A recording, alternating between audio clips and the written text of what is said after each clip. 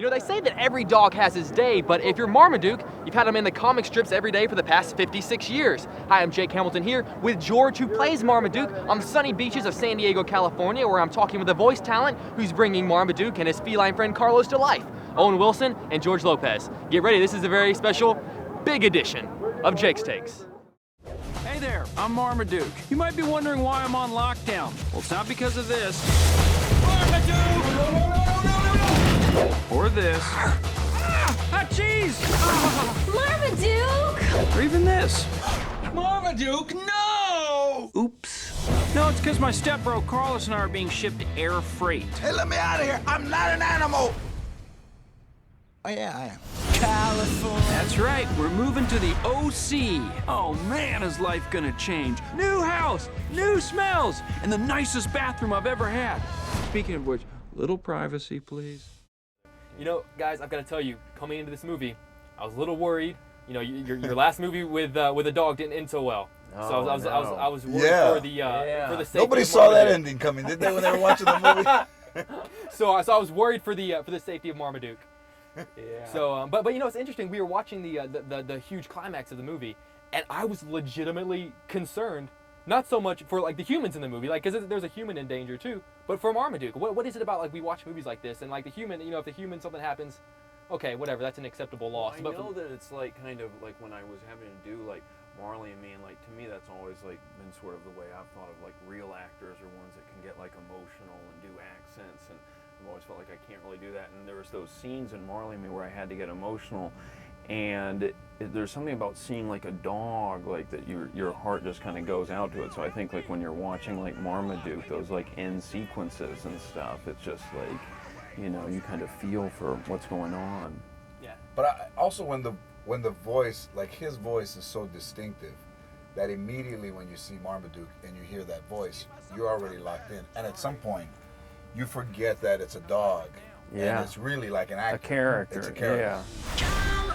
Out here, the dog park is like high school for dogs. You've got your jocks and your cheerleaders, Ooh, frisbee! your drama geeks, bang, bang, I've been dispersed so long I can't feel my legs. and your bullies, the pedigrees. Check out those ears. Can you fly with those things or what? You think my ears are too big? Those things are huge. Do friends fly free? But I love in this movie the idea of, you know, like not fitting in and it kind of being like the odd man out, and you know it transfers whether you're a canine or a feline or you're a person. It's essentially a John Hughes movie with animals. Yeah. Is that One of those something you kind guys? of- I mean, where were you guys in high school? Like, where did you guys fit in? Well, You were I very wasn't. athletic, I understand. You and your Yeah, brothers. Luke actually was a very good athlete, but I think everyone can kind of relate to those feelings of kind of being like, you know, especially kind of in, you know, awkward teenage years, kind of trying to fit in, and that's sort of what Marmaduke's kind of, you know, journey is. And then like his only real friend is, you know, Carlos, who's a cat, and those are supposed to be our sworn enemies, so that's pretty lame for him.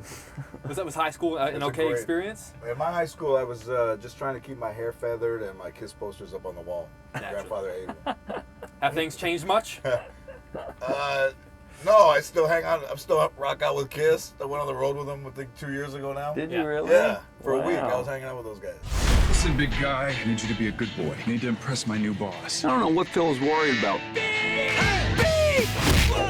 Oh, are you okay? Yeah, it's a lot more than that. Oh.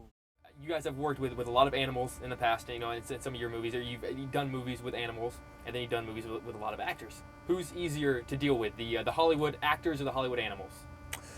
Well, it just depends. I guess you got to go on a case-by-case basis. But We're going to start breaking down every co-star you've ever had.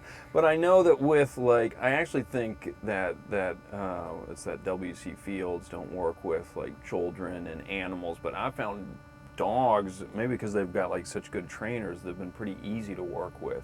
Children, I think, can be really tricky. Little kids, you know, because little kids sometimes like they can barely even like talk, and then they're supposed to have like a page of dialogue. And I meet the little kid, who's my son or something, and it's like, how's this going to work? And it doesn't work. I had a kid throw a ball into my face. After we were rehearsing, he was just kind of tossed it. And when we rolled the camera, he shot it and hit me right in the face. It bounced off me. Of course, they had fed him like a sugar cookie in between Yeah. to get him to calm down. They just only sped him up. Never had a kids. But dog trainers, Mike Alexander is a great trainer who's a trainer in this movie, and he does wonders with tiny pieces of chicken. And that dude could give these dogs a little piece of chicken, usually on a long stick, and they do everything for him. Yeah, they are. I'm the very same way, easily though, in motivated. interviews. Yeah. Just a long stick with a piece of chicken, and we're good to go. Owen Wilson is Marmaduke. Time to bring my A game. Somebody get me off this thing! George Lopez is Carlos. If we weren't related, I'd scratch both your eyes out. Oh, really? This conversation is over. Ejector seat never fails. With Fergie. There's a new dog in town, and his name is Marmaduke. My bad. I slipped off the seat. And Kiefer Sutherland. Being a pedigree means you're exceptional. Ferdinand is fluent in 6 languages, including Gopher. Marmaduke.